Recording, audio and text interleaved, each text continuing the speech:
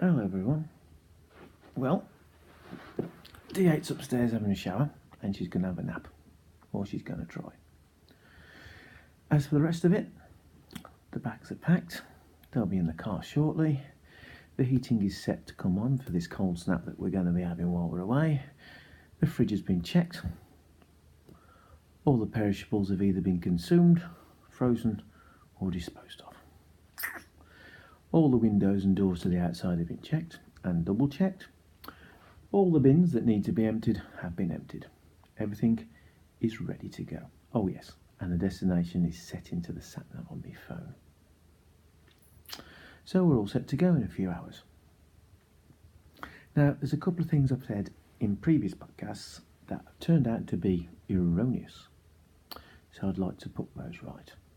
We don't want fake news on my parish notice board. So, what were they? Well, apparently the ship isn't called Meraviglia. The G is silent, so thank you D8 for informing me that the proper pronunciation is Meraviglia.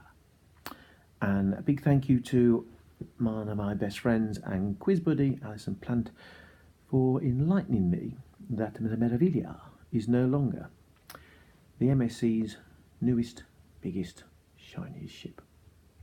That accolade now belongs to the MSC Seaside, which was launched last year.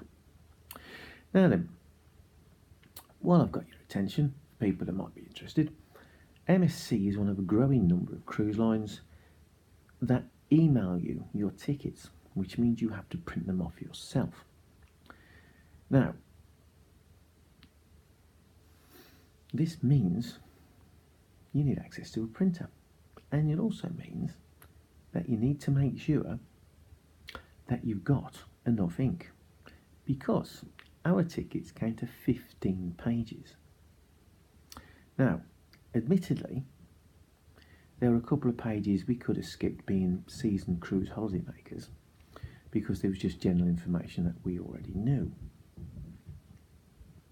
And also, there were at least 3 pages which contained our excursion vouchers, because very unusually for us, we have bought all our excursions via the cruise line. Normally we use independent third parties. If anybody wants to know what the differences are, what the pros and cons are, because they are for both, send us a message and I'll do a little vlog, let you know.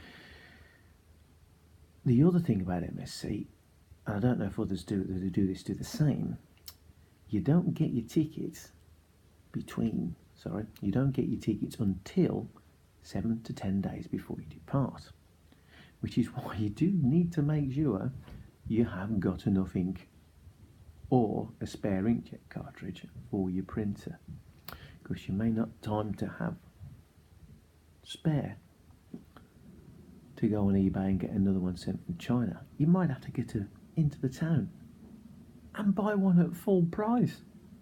You can't be doing that. The tickets contain an awful lot of information which I won't bore you with. But the one thing it has enlightened us is that we're not flying at 8:30 or even 8 o'clock. No, we're flying at 7:30.